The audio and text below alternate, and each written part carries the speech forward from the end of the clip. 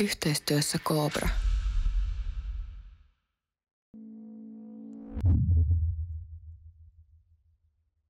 Tervetuloa JP ensimmäiseen jakson pariin. Kiitos.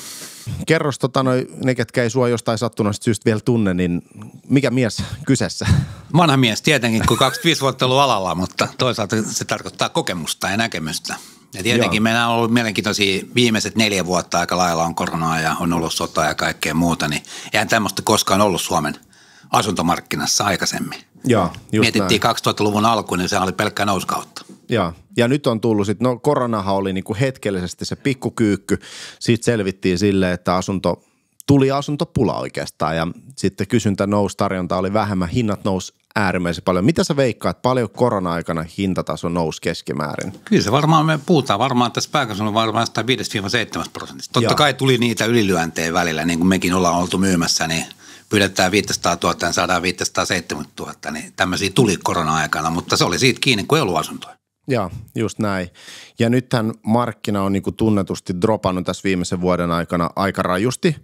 Ja palataan tuohon niinku kauppamääriin ja mahdollisiin hintapudotuksiin ihan kohta, mutta muistakaa se, että mitä JP sanoi, että se 5-7%, minkä itse allekirjoitan, on ainakin hinnat noussut ihan niinku viikoissa. Sehän ei tapahtunut niinku päivässä eikä kuukausissa, vaan se tapahtui ihan viikoissa. Että se oli käsin kosketeltavaa ja tälleen niinku perustallaajalle ehkä voisi kertoa, että jos kuvitellaan silloin ennen koronaa Punavuoren 2, jos uskalsi pyyä sen 8,5 tonnia neliö, niin viikon 2 päästä sä uskalsit pyytää 9 tonnia neliö, se meni 9,5 tonnia neliö kauhean kysynnän jälkeen, niin seuraavan kerran, kun 2 viikon päästä se meni tarvioimaan samankaltaista kohdetta, niin se oli sillä laitetaan tähän 10 tonnia neliö.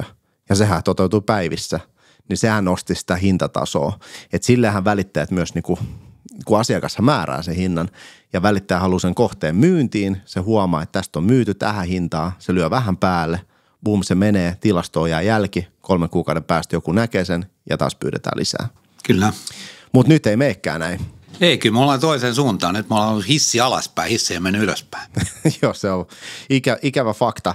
Mutta mä näin tänään, oli Iltalehdessä uutinen, että KVKL, eli Kiinteistövälityksen keskusliitto, oli julkaissut uuden tilaston ja siellä sanotaan näin, lokakuu oli paras viimeiseen 2 vuoteen plus 20% enemmän kauppamääriä.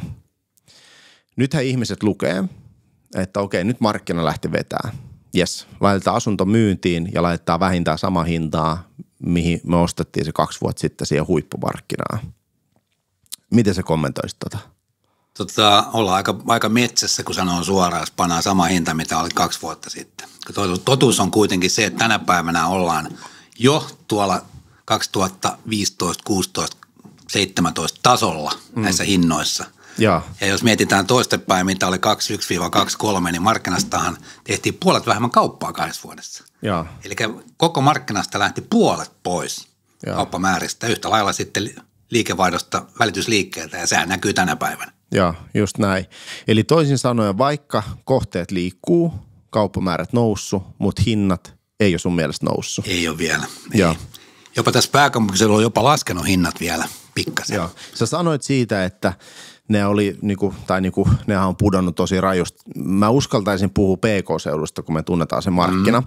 Niin 10% keskimäärin ei riitä. Se on ollut 15 ja jopa 20 asuntotyypistä ja koosta. Ja alueesta. Alue ratkaisee tosi paljon. Just kyllä. Näin.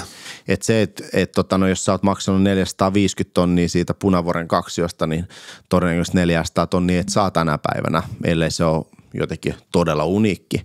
Mutta niinku sanottaisiko näin, että tämä kauppamäärien nousu ei kumminkaan ole nostanut hintatasoa, eikä tuu välttämättä noustamaan. Korot. Ja. Ei ihmiset pysty ottaa lainaa, plus sitä työttömyystilanne kuitenkin jollain lailla, se ei ole lähtenyt kasvuun, että työttömyys runsaasti, mutta kuitenkin epävarmuus. Ja pankit on pienentäneet lainanantoa. Joo. Elikkä jos me mennään ihan tämmöiseen, niin kuin mä haluaisin vähän jakaa teille lukuja. Mä olin Habitaarissa puhumassa tuossa pari kuukautta, mä tein aika kattavan tilaston siihen. Ja tämä on kylmää faktaa, dataa, mikä on siis toteutunut. Mä otin vuosi 2021 koska silloin tämä markkina oli niinku jo aika täysvuosi mentiin ja vuosi 2023 täysvuosi.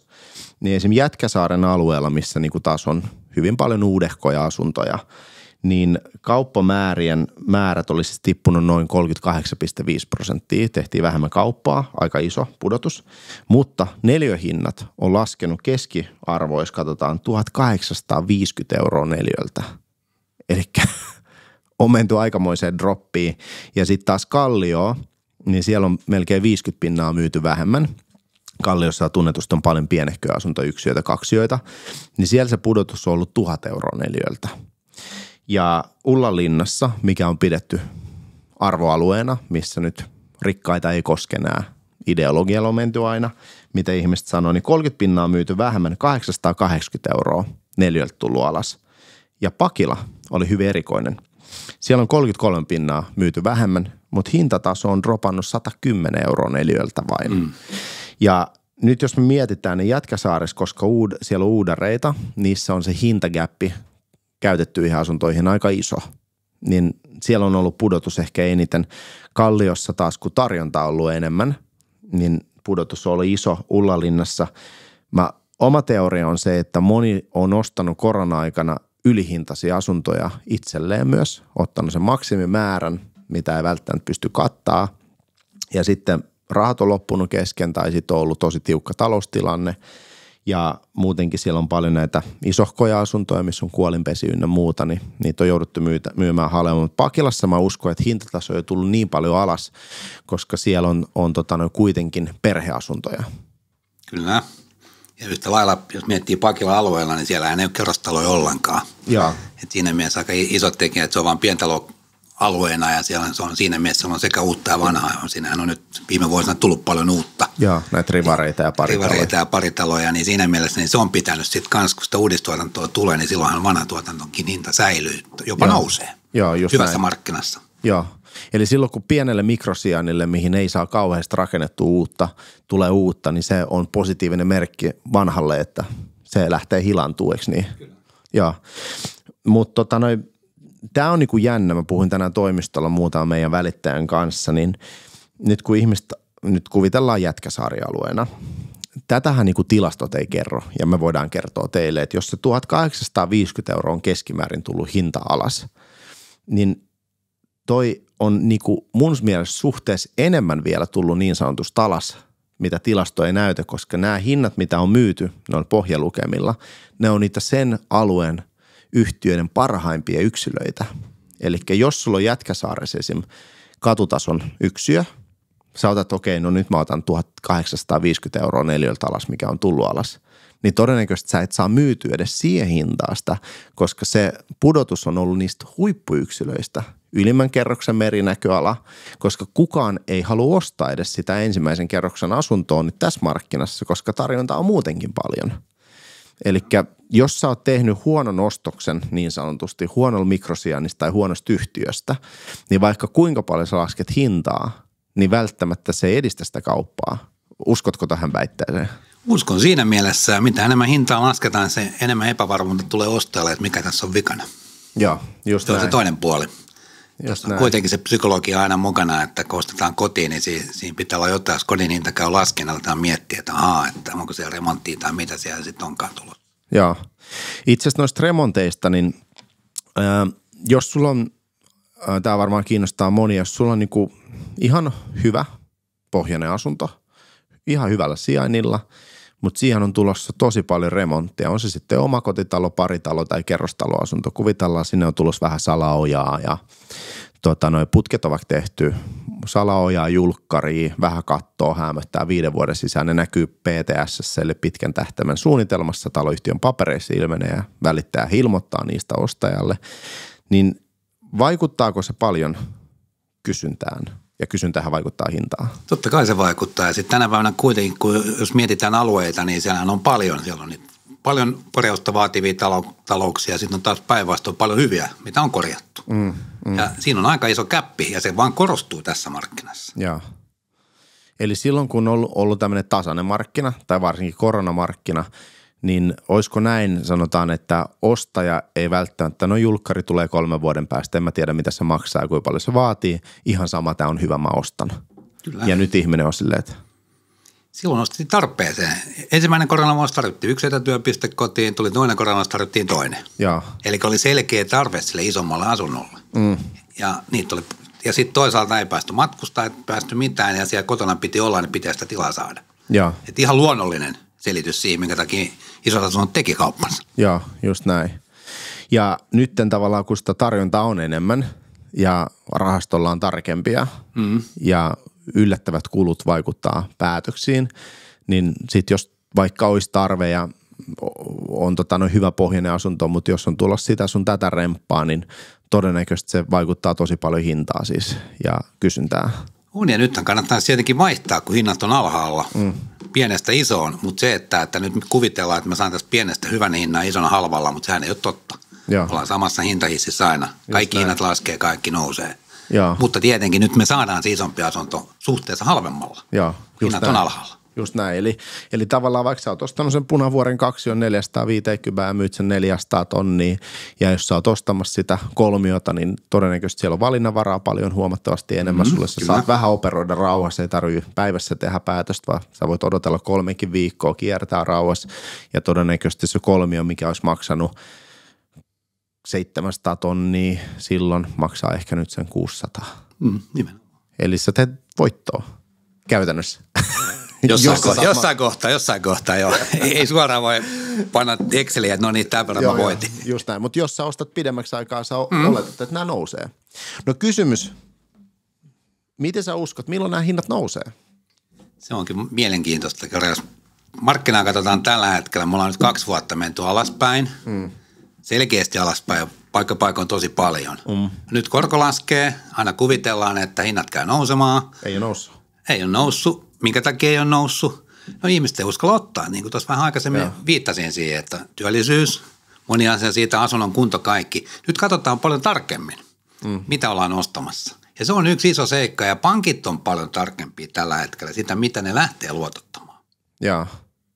Puhutaan tuosta pankkin luotottamista ihan tuossa lopussa, koska se on äärimmäisen mielenkiintoinen aihe, mistä ei ole lehdetkään edes kirjoittanut. Ja mistä voi olla, että lehdillä ei ole käsitystäkään edes vielä, mutta meillä on. Mutta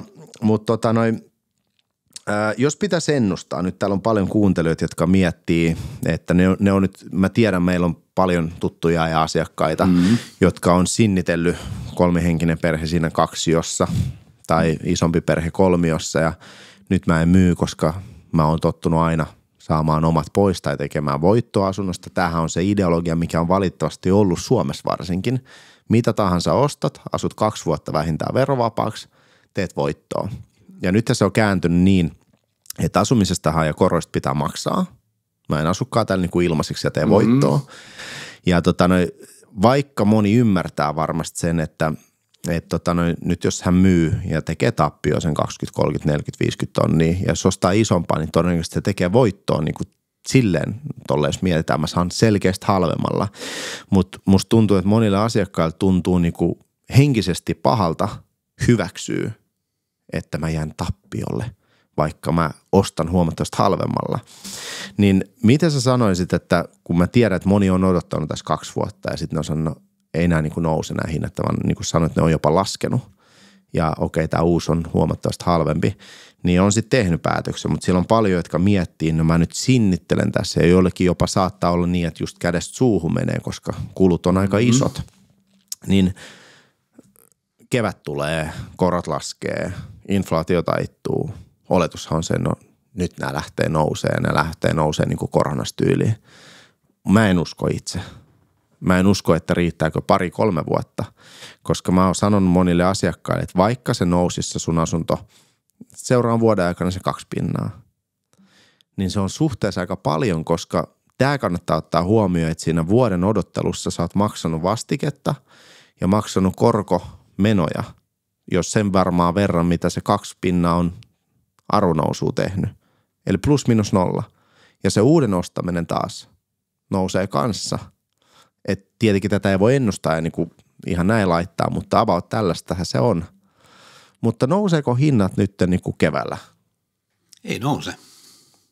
Jos me kuvitellaan sitä, että ihmiset ei ole nyt päässyt ostaa, patoutumaan taas syntynyt, se on ihan luonnollista. Nyt pankit puhuu, että korot laskee, hyvä asia tietenkin, mutta nyt kun aina puhutaan, että no ensi vuonna on korko 2% ja muuta. Ei ihmiset lähde ostaa asuntoa tällä hetkellä. Sitten kun se ollaan siellä ehkä siellä 2%, sitten lähtee liikkeelle ja mietitään, kuinka paljon asuntoa on siinä kohtaa markkinassa. Joo. Eli kaikki lähtee. Kaikki lähtee samaan aikaan tekemään sitä asunnonvaihtoa. Mihin se hinta voi nousta, kun sulla on valinnanvaraa vaikka kuinka paljon? Joo. Tämä on mielenkiintoista. Eli sä perustat sen siihen, vaikka korot laskis. Siinä on toki se psykologinen efekti, että vielä haavat ei ole parantunut, että sä et uskalla. Ja luottamus talouteen ei ole välttämättä sama, vaikka sota loppuisi. Kuvitellaan, että toivottavasti näin kävisi. Ja loppuu päivässä, niin hän Trump lupasi. Se lupasi, katsotaan pitääkö paikkansa. Mutta sun väite perustuu siihen, mitä moni ei huomioi, että sieltä tulee myös massaa myyntiä. Koronassaan ne hinnat nousi, koska ei tullut massaa. Ja nyt siellä on niinku se, itse asiassa tämä asuntopula piti käsitellä myöhemmin, mutta tämä on hyvä tähän. Kun ihmiset sanoo, että tulee asuntopula, mä säästän sen mun oman kolmion ja asun tässä yksinä, niin maksan itteni kipeäksi, koska asuntopula tulee, tämä nousee tämä hinta, niin sitä ei välttämättä tule. Se on mielenkiintoinen, mihin se perustuu se asuntopula. Tällä hetkellä on noin 17 000 uutta asuntoa odottaa ostajaansa. Joo, eli rakennusyhtiöt on ne, mitkä on rakentanut, mitkä ei ole mennyt kaupaksi. Ne joko roikkuu netissä tai ne vaan pidetään taseessa. Tai sitten mitä meillä, kun meillä on vuokravälityspalvelu, niin me ollaan useiden isompien rakennusyhtiöiden asuntoja vuokrattu heidän pyynnöstä. Eli ne on idealla sanonut, hei, vuokratkaa nämä vuodeksi 2, pidetään nämä vuokralla, tämä ei tuota meille mitään, me saadaan tukittua tätä meidän menokulua ja sitten kun markkina kääntyy, me julkaistaan nämä kaikki myyntiin. Kyllä. Ja tätä ihmistä ei välttämättä oleta. Ei.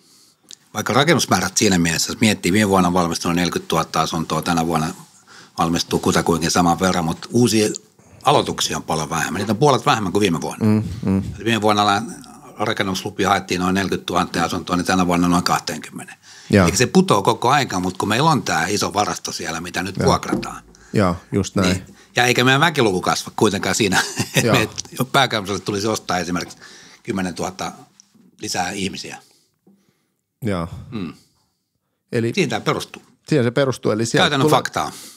Sieltä tulee todennäköisesti iso massamyyntiä. Sieltä tulee tosi iso massamyyntiä. Ihmiset odottaa sitä nyt ja sitten tietenkin se, että se on vähän niin kuin ikävää tietoa niin kuin pankin suhteen meille, että jos ne sanoo jo, että hei, että nyt kannattaa ostaa, mutta ensi vuoden aluskorko on 2%. Mitä se tarkoittaa? 200 000 laina, niin se on suoraan 100 € saman tien käteen joka kuukausi. Niin miksi nyt ostaisi sen asunnon, kun ne saa sen ikään kuin halvemmalla sen rahoituksen siihen ensi vuoden puolella? Joo. Eli moni odottaa edelleen. Moni odottaa. Ja edelleenkin se käytettävissä on massa sitä kautta kasvaa, kun ne tulevat sitten markkinaan.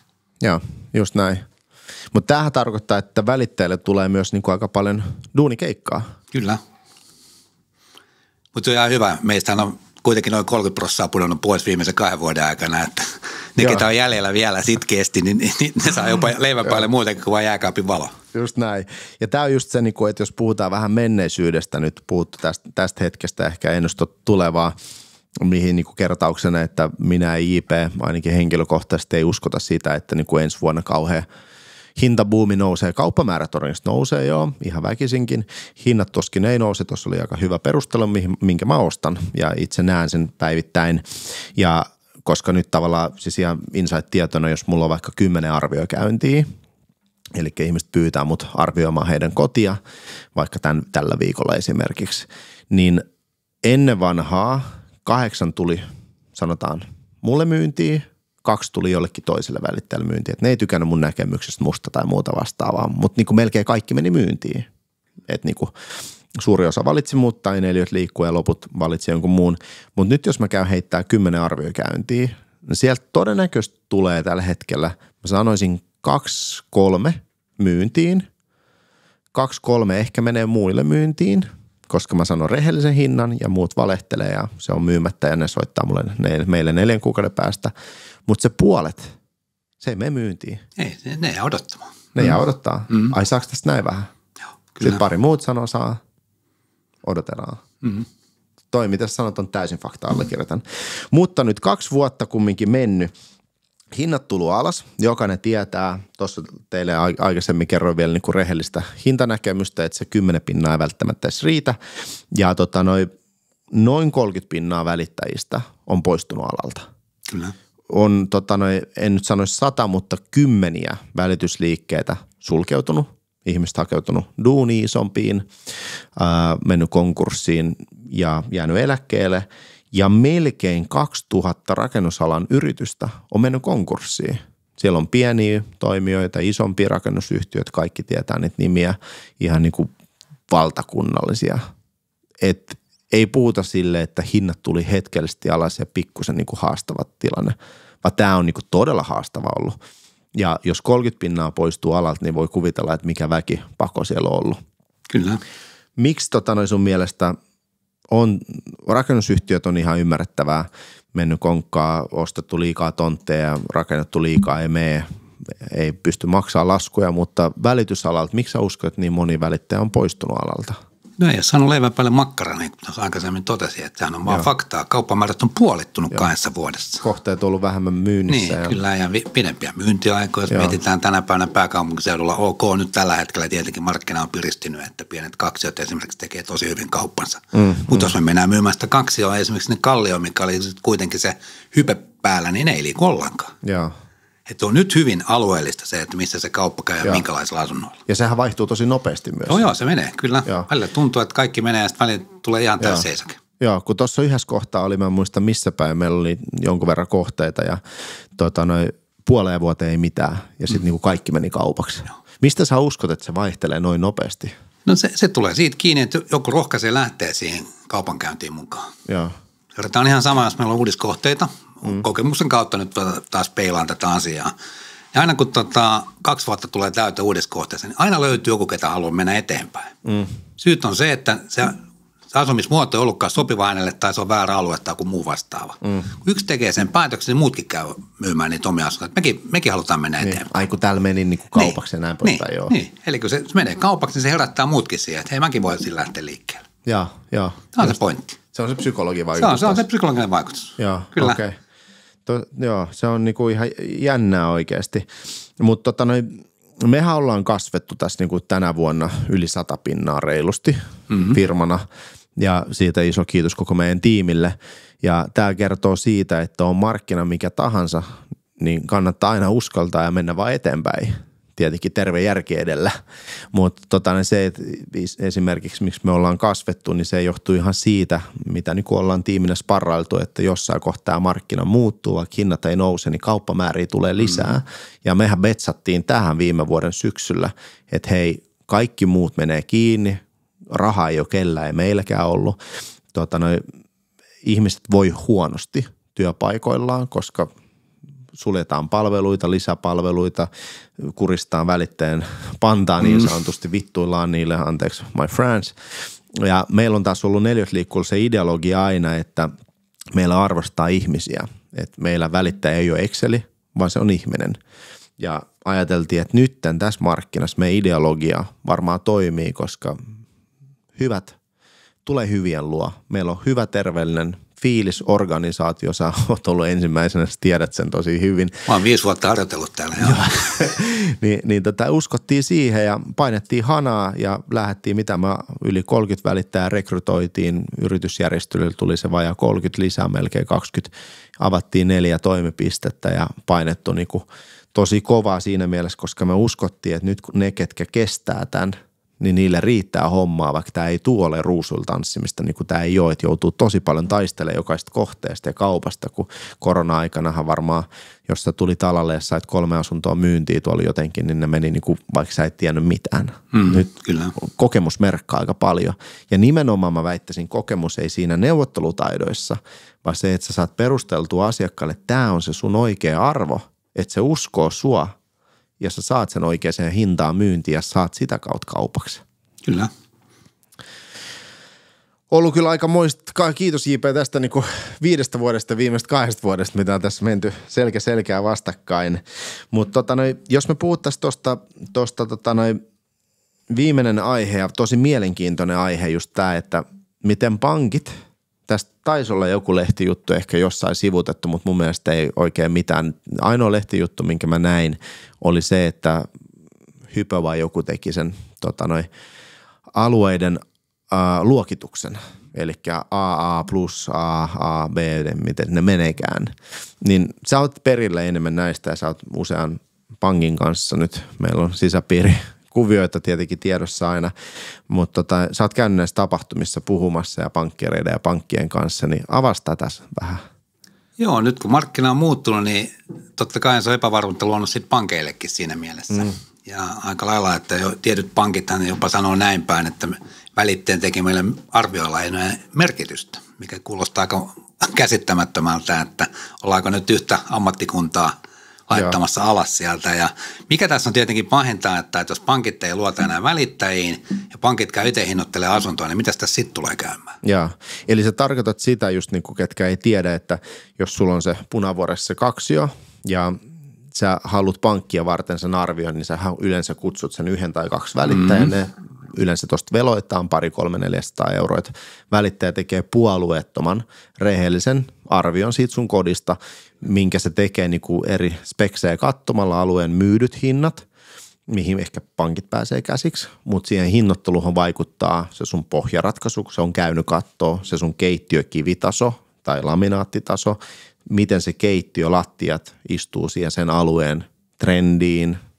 Onko putkit, remontit tehty, onko yhtiön jotain tilanne, kerrosnäkymät. Että sehän saattaa heittää jossain 400 tonnia asunnossa 50 tonnia helposti se hinta. Kyllä.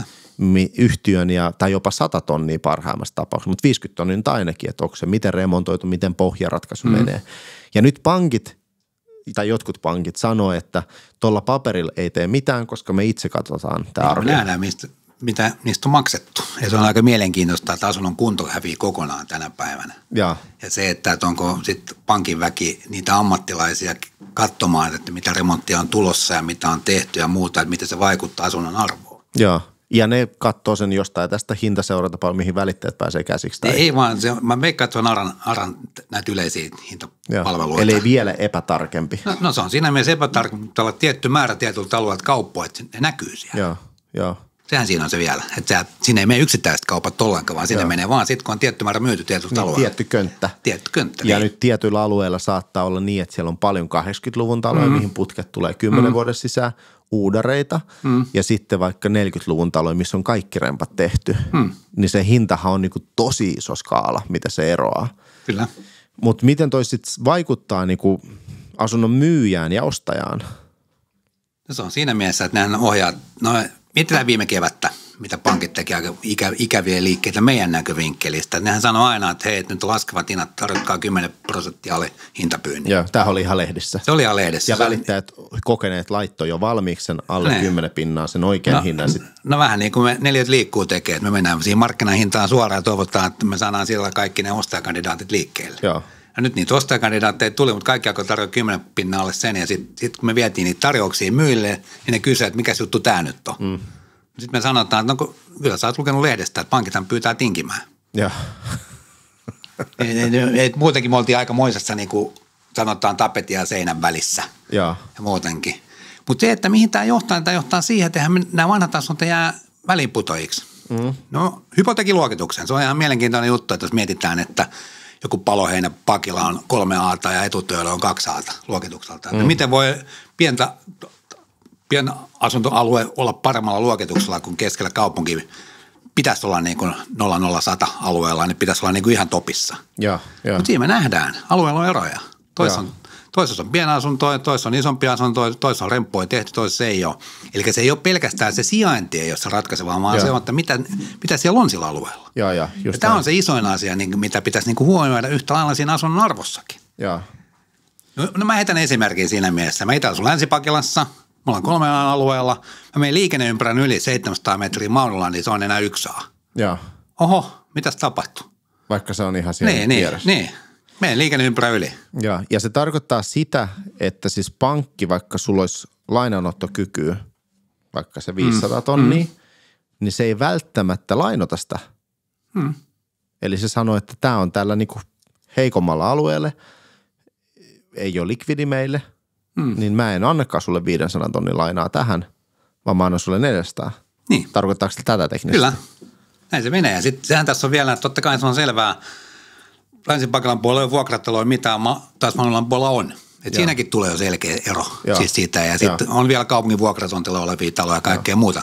Että siellä on niin kuin hyvin semmoinen, mietitään pieni alue, pannaan vaikka 3 kilometrin säde, niin sieltä löytyy ihan kaikkea. Joo. Sieltä löytyy miljoonataloja ja sieltä löytyy näitä sitten kaupungin vuokrataloja. Joo. Että aikamoinen haitari. Mutta periaatteessa joka alueellahan on näitä niinku halvempia ja arvokkaampia näin on, katupätkiä, kyllä. Yhtiöitä. Eli onko tämä niinku näin, koska mä en siis ole perehtynyt tähän, niin tämä on hyvä, koska tulee mulle ihan uuten niinku siis sille asiana, niin että pankit alkaa ottaa, jos tämä niinku yleistyy, tähän on niinku varmaan tietyt pankit katsoo vähän eri tavalla, niin voi alkaa määrittelee sen alueen arvoa ja mihin se tulee muodostuu se hintataso. Kyllä. Koska sitten niin kauppa ei vaan toteudu, ei tule tilastoihin, välittäjät ei uskalla pyytää tiettyjä hintoja, sun alueen asunnon arvot alkaa niin sanottu laskea. Niin, jos sä mietit niin päin, että mikä nostaa sen alueen hintataso on ne uudiskohteet. Nyt niitä on myyty, viime vuonna eikä tänä vuonna. Ja. Niitä on myyty vaan niitä vanhoja kohteita. Ja jos sä alat katsoa sitä keskivertohintaa sieltä, niin se on ihan päistikkäinen. Ja. Eihän siinä ole mitään todellisuuden kanssa tekemistä. Ja. Eihän se kauppahinta tilasto kerro sitä, minkä kuntoinen se asunto esimerkiksi. Joo, just näin. Kun siellä ei ole niitä uudistuanteja. Me tiedetään kuitenkin vanhan asunnon uudistuotannon hintaero on niin iso tällä hetkellä pääkaupunkiseudulla. Se gäppi on iso, 2000 euroa neliö. Niin, se on tosi paljon. Ja jos niitä ei ole myyty yhtään, niitä myydään vaan niitä vanhoja asuntoja, niin sehän vääristyy se kokonaisuus. Just näin. Mutta onko toi sun mielestä hyvä juttu? No se on siinä mielessä huono juttu ja sitten kun ei saada rahaa vielä remontteihin tällä hetkellä, niin nehän tulee jäämään sinne. Ja niin kuin nytkin mun mielestä Hypolla oli aika hyvä eilen, kun oltiin siellä Hypon vieraana ja muuta, niin sanoi ihan suoraan, että tähän voi vaikuttaa siihen tämä luokitus, jopa Suomen luokitustaso tuonne maailmalla putoo. Sen takia pankkimaailmassa. Meillä on näin paljon huonokuntoisia asuntoja. Joo. Vaikka Suomessa remontoidaan niitä eniten kuin missään muualla maailmalla. Mutta kuitenkin niin se voi meidän luottoluokitukseen vaikuttaa. Että sillä on iso tekemystä, jos me nyt aletaan niinku ikään kuin ilman ammattilaisia hinnoittelemaan niitä. Joo, just näin. Tämä on, tosi jännä ja tavallaan siis tuossa on hyviä pointteja ja huonoja pointteja. Mä en tiedä, onko se sen takia, koska ehkä pankit oppi korona-ajasta sen, että jos sulla oli se 500 tonnia lainaottokyky, minkä pankki katsoi, raha oli kaikilla, se oli täällä ei päästy reissaan, niin muista osakkeet kaikki nousi, niin paljonhan ihmiset sanoi, että mulla on 500 tonnia laina, sitten tuli 530 tarjous, niin sille mä lyön 535, että joko se kaivettiin sieltä pankista tai sitten kaivettiin omasta pussista tai vanhemmat tai muuta vastaan, että ehkä onko pankit niin sanotusti vähän saanut näpille siitä, että ne ylilainotti. Ei mä siitä usko, että kaikilla oli kuitenkin 6% testi siinä alla. Että eihän siinä mielessä. Ja mun mielestä oli aika hyvä tilanne, oli itse asiassa Alman median yksi tilaisuus oli tälleen, että antoi tämmöinen yksi sijoittaja hyvän vinkin kaikilla lainanhakijoille, että pyytäkää kiinteähintaista korkoa, ne laskee sille se sun lainamäärä. Eikä sitä, että ne laskee sen 6% mukaan. Mun mielestä oli aika hyvä heitto siinä mielessä, että tällä te saatte enemmän lainaa. Pyydätte kiinteän koron pankilta. Joo, just näin. No mutta nyt ostajalle esimerkiksi vinkkinä, jos halutaan jeesata ihmisiä, niin kun sä meet pankkineuvotteluihin, niin ennenhän toki tuijotettiin ainoastaan sitä, että paljon se marginaali on. Mutta olisiko tästä sitten se oppi, että tavallaan kun menette pankkeihin ja käytte useamman pankin niin neuvottelussa läpi, kun olette ostamassa uutta kohdetta, niin älkää kiinnittykö siihen marginaaliin pelkästään, että onko se 2 pinnaa tai mitä se nyt onkaan, vaan niin kuin ehkä niihin yleisiin ehtoihin myös. Totta kai, ja sitten sehän on pankista paljon kiinni. Nyt on esimerkiksi pankkeja, mitkä vaatii, että kaikki tilit siirretään, ja se on aikamoinen prosessi, jos sulla on useammassa pankissa. Esimerkiksi nuori pari tulee toisen osuuspankista, toinen Danske Bankissa alat yhdistää niitä samaan pankkiin. On se aikamoinen tekeminen siinä kohtaa. Ja. Plus sitten tietenkin toinen seikka on tänä päivänä asunnon ostajalle, niin mikä on se oikea hinta, ja markkinat on aina määrännyt hinnan, niin mä en millään usko, niin välittäjät, jotka tänä päivänä tekee, on säilynyt tämän kaiken kaaoksen keskellä, niin ei me niin paljon pieleen hinnoitella noita asuntoja, että niissä olisi 10-15% ylimääräistä hintaa. Joo, just näin. Ei millään. Joo, just näin. Okei, no mitä sä JP viimeiset sanat, niin mitä sä toivot tai odotat, niin kuin jos välittäjille sanotaan, että ensi vuosi? Ensi vuonna varmaan tehdään enemmän kauppaa, mutta ei mennä lupaamaan turhiin hinnan nousuja. Nyt on hyvä esimerkki edelleenkin viittaan siihen hypoon. Kun niin me oltiin siinä, niin siitä tuli selkeästi se ilmi, että okei, nyt hinnat on vielä esimerkiksi pääkaupunkiseudulla pudonnut 2,5%. No sitten kysyttiin, no mikä se on ensi vuoden alku, niin sieltä todettiin suoraan, että no 2,5% nousee, eli me palataan siihen tasoon. Et sehän on metkaa, että maakunnissa on tällä hetkellä on kauppa käy suhteessa paremmin sen takia, kun siellä se hintapudotus on siellä lakannut jo. Et me vasta niin kuin, siinä mielessä tullaan perässä, mutta toisaalta meillä on sitten isommat kauppamäärät, kun me ratas pyörittää. Joo. Ja siihen, että jos mietin asuntojen hintaa, niin mun kristallipallo sanoo eli täällä, niin siinä voi mennä hyvin äkkiä 3-5 vuotta, ennen kuin me ollaan siellä vuoden 2021 tasolla. Ja mitä se tarkoittaa? Että mä otetaan ynnälle, niin sehän on sitten 29 tai 30. Ja. Aika pitkään pitää asua, jos meinaa saada omansa pois. Joo, just näin. Mä oon täysin samaa mieltä. 3-5 vuotta ennustan itse. Että jos on ostanut 2000, milloin se oli? 2020, 21, 22 silloin oltiin. Joo, se piikki. Siinä oli se piikki. Joo, että jos silloin on ostanut, niin voi. En tunne kovin montaa asiakasta, joka on ostanut korona-aikana asunnon mistä tahansa. On se Eira tai Kirkkonummi. Ja nyt olisi myynyt voitolla. Ellet sä oot ostanut silloin huonokuntoista remontoitavaa asuntoa, mihin sä oot tehnyt todella hyvän, laadukkaan remontin ja sitä kautta saanut sen arvonousun. Niin, jos sä saat lainaa sille. Joo, just näin. Mutta kyllä suurin osa harva on edes saanut omat pois. Tai niinku, kyllä se melkein miinusta on. On hyvin pieniä alueita. Tietenkin on tämmöisiä tietynlaisia alueita, niin kuin miettii. Pientaloalueita, perhekoteja. No hyvä esimerkiksi joku Sundberg Kirkkonummella. Joo. On niin pieni semmoinen tiivis yhteisö.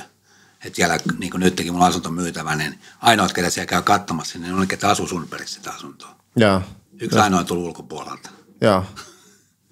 Niin tämä niin kuin hyvin kuvaa, niin siellä asuntojen hinnat ei ole muuttunut. Vähän samanlainen tilanne kuin tuossa Pakilassa. Joo, just Pakilassa oli, hintadroppi oli tosi pieni. Ja. Kauppamäärät, siellä oli kumminkin on rajallisesti niitä kohteita. Siellä on oma fanikunta. Kyllä. Siellä on niinku paljon nykyään peruskorjattuja yhtiöitä. Ja niitä ei tule lisää kauheasti. Maata ei ole. Ja jos on, niin nyt ei rakennella. Niin ihmiset haluaa asua ja se on myös ehkä semmoinen ihmistyyppi, joka ei mieti suoranaisesti sille, että tällä tehdään rahaa, vaan tästä ostetaan 10 vuoden koti. Ja, että se on niinku, sekin on tavallaan, kun asutte niinku ostatte kodiksi oikeasti, niin mä oon ollut aina sitä mieltä, sanonut asiakkaille ja itsekin, että se on ihan sama, maksaako se nyt 10 000 enemmän vai vähemmän. Se on, jos sä asut 10 vuotta, se tasantuu. Ja markkina tulee ylittää sen piikin myös. Se on aina ylittänyt. Kyse on vaan siitä ajasta. Nyt ei 2 vuodessa tuu, eikä välttämättä 5 vuodessa. 10 vuotta, jos asuu, niin ainakin tulee. Ja sitten todellisuudessa kuitenkin ihminen asuu sitten siinä niin sanotusta siinä tökodissa, niin vähintään sen 7 vuotta. Joo. Sehän on semmoinen keskivertoaika siellä. Niin siinä mielessä, että jos sä nyt ostat sen tökodin, niin sä saat sen sitten silloin 7 vuoden kuluttua, sä saat siitä sen omasta pois. Just varmuudella, jopa voittoa. Ostoksille ja muistakaa, että 4 liikkuu. Kiitos paljon, JP. Kiitos.